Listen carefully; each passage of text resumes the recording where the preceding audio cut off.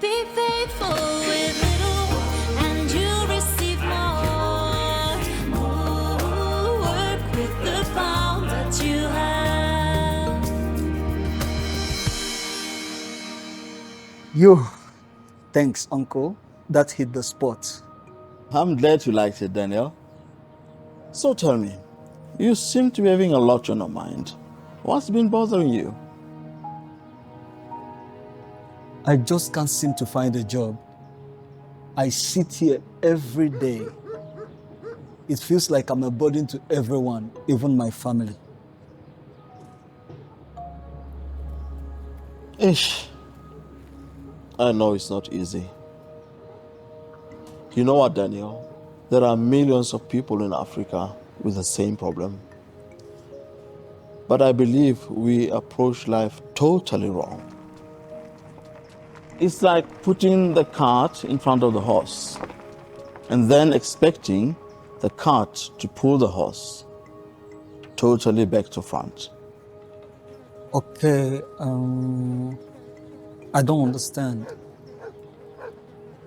Well, Daniel, Jesus said we should seek God's kingdom first and his righteousness, and then all these things will be added to us. And we understand to seek God's kingdom first is to do his will in our daily life situations. But what does it mean to do God's will instead of my own? Well, people focus much more on finding jobs and making a living, and usually care very little about doing God's will. Jesus taught us the opposite.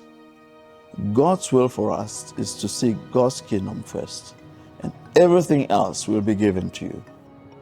Since this became clear to me, life has become so simple and good for me.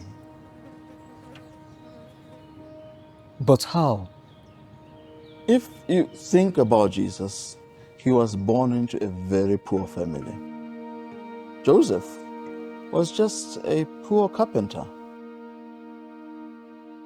It is believed that Joseph died in an accident when Jesus was still very young, around 14 years old.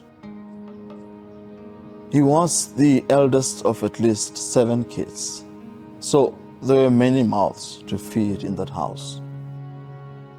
I can imagine his siblings looked up to him to help provide for the family.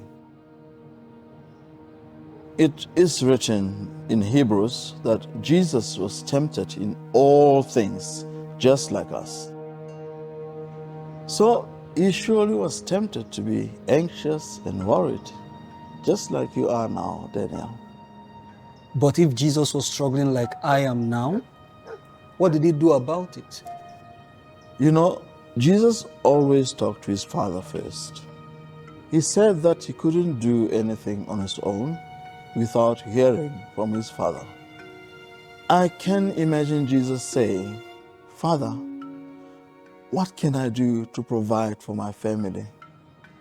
I believe then God spoke right into his heart. "Jesus, you shouldn't worry. Just look at the birds. I take care of them. And you are worth so much more than them." So actually, in God's eyes, I'm even more valuable than the birds. Yes, for sure, Daniel. God promised that He would take care of us, just like the little birds, as long as we focus on doing His will. They get out of their nests early in the morning. Then God leads them to find insects and seeds to feed themselves and their little ones. So this understanding God planted in Jesus' heart when he was still very young. I can imagine Jesus getting up early and going out looking for some little jobs. Then God led him from one opportunity to another. Of course, he had some challenges, but he focused on doing God's will. And God did as he promised, and took care of Jesus' earthly needs so he could take care of his family. But why did Jesus stay poor all his life? It wasn't God's plan for Jesus and his family to become rich. God, of course, could have done that easily, and there is nothing wrong with it. But that was not God's will for Jesus. His will for him was to learn to be content and happy with the little that God had measured out for him. How could Jesus become happy with so little? Everyone looks down on poor people. I know that very well. You see, Daniel, the whole world is deceived by Satan to believe that the richer you are, the happier you become. God used Jesus to show the whole world that that is not true. But you can get the kingdom of God in you if you do God's will. And the kingdom of heaven is true peace and joy. And that joy is not dependent on how rich you are. So, I can be happy no matter where I live or whether I have a job or not, as long as I do God's will.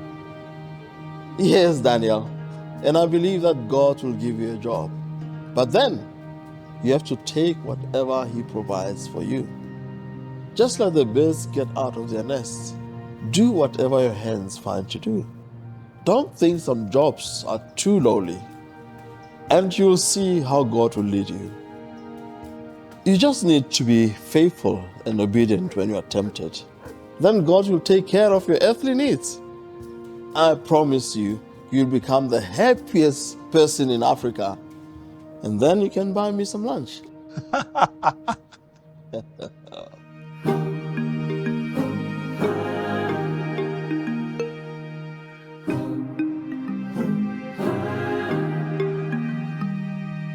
You can serve the Lord, a worthy vessel be, just with the pound you've received. Boldly use your pound, God's grace will then abound. Don't bury it in the ground. Work in Jesus' name, yes, work along your way. Then you'll succeed day by day. Give and you'll receive, in faith you richly grow. Christ's life will then from you flow. Work with the pound that you have. Work with the pound that you have. Be faithful with little, and you'll receive more. Work with the pound that you have. Look not to the great, don't dream your life away. Time's passing, you must not wait. Faithful in the small, the way of heroes true. This way is open for you.